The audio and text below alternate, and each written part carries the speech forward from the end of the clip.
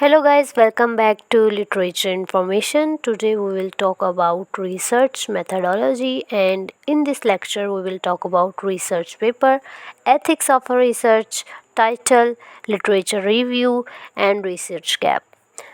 Let's start our lecture. First of all, if we talk about, we always begin a word and finish a word. Every research paper has a title. Maybe it could be useful for you. The title is very important. Our names are also have a title. Our city also has a title. Books also has a title. Title conveys the idea of the whole book. The whole book is summarized in a few words called title. Title could comprises one word. At times one word or two words or three words.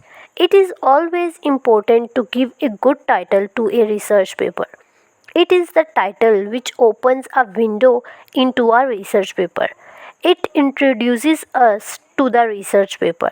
It informs our reader about the key ideas of our research work. Now, if we take an example, the research paper we about to study is about drama. And let's say the drama name is The Last Metaphor, a study of compassion. The title has always two parts. Name of a text, what has been studied in this play. Second title about multiple perspective to explore the text. Various perspective to study text. In research, you do not explore what has already been done. You always think of new dimensions in order to explore in a text. Has it already searched? If you copy the work already done, it's called plagiarism and it's a crime.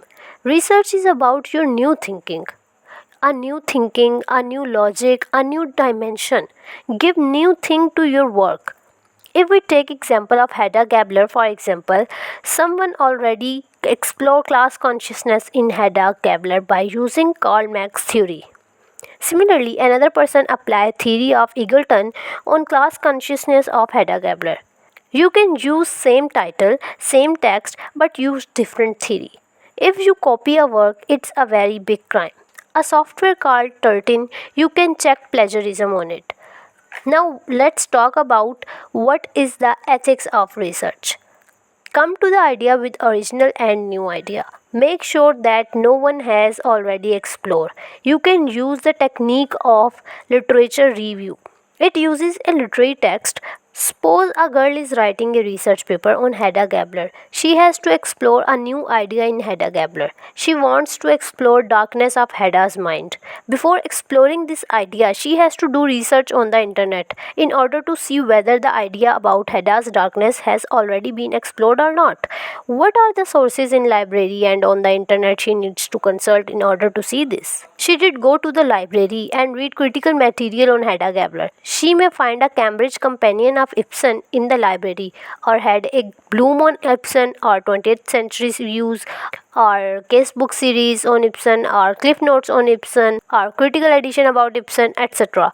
When it comes to explore on internet, she should search an article on internet because there are journals on literature, linguistics, and humanities. These journals publish research on literature and linguistics, and various universities publish journals, and Punjab University has its own journal of humanities. When we see that term, Government College Lahore University has its own journal, and International Uni has its own journal, and UMD has its own journal, and Namal University has its own journal. So we have a lot of journals published by several unis. Now, what is the purpose of the journal? To publish research on various topics, and that girl tried to go through these journals that what kind of researches has already been conducted.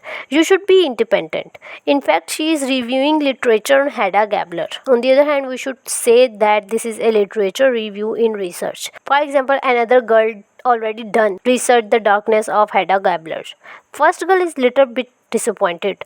Research can't be done, suppose. For example, if that girl decide that let me also work on Hedda's mind, so they search and plagiarism. Then what happened when they searched and plagiarism issue came, and it's a huge crime. If I steal someone's idea, it is a crime.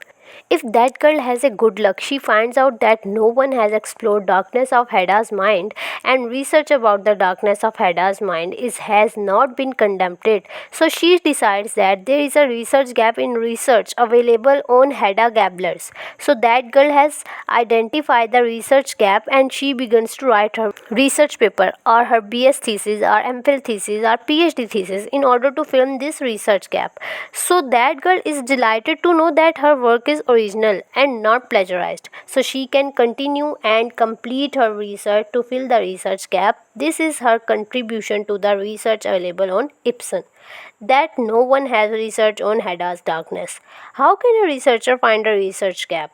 They can find out by reading literature review. She has consulted on literature. She found there is lack on research gap. This is my contribution on research gap, and that I am filming that gap, that lackness. Now, what is research gap? First of all, an article is about embracing our common humanity with self-compassion, written by Dr. Christine Neff. Simple, give the summary of article and the researcher name. She read the article, then give the summary. No one has studied compassion in the play The Last Metaphor, which is Pakistani English literature drama, and I am filling this research gap. How can we write a research gap in research? We write a research paper in order to explore a new dimension of a text. But before that, we must go through review of critical literature available on that text. Maybe some researcher has already discovered it. What I am trying to explore in case the idea has already been explored. I need not work on it. However, if my idea has not been explored, then I can move on with my research. This process is called finding a research gap. We need to study literature review in order to find research gap. I suppose to read the literature already exploits a literature review. For example, two girls like number one Samina has written an article on the play The Last Metaphor, and the other girl named Ikra has written on memory of burial in The Last Metaphor. Nargis read this article and Samina write that article. She explored these articles, and then she told that now what I am trying to explore, how the Pakistani Odyssey can be seen as rooted in Caribbean Odyssey by using the tool of pastiche. The researcher is about to study close to Pakistani Odyssey written with Caribbean Odyssey, Derek Walcott. Let me make it more easy. She is in fact studying three Odyssey: Greek Odyssey, Caribbean Odyssey, Pakistani Odyssey. She is given a list of different articles. First, she has to read what other has explored. Two things: you think of idea, then you explore. And now she would mention her own contribution to study of intertextuality in literary text. No other researcher has applied the theory of intertextuality to the Guild Pakistani English language drama, The Guild. So the researcher is the first to study Pakistani English language drama, The Guild, in the light of intertextuality. There is no doubt that the theory of intertextuality has been applied to various literary texts by various researchers. However, none of them applied theory of intertextuality Pakistani English language drama. This is the research gap which the researcher is trying to fill in the study of theory of intertextuality. Hope so you find this lecture helpful. That's all for today. Thanks for watching. See you in the next video.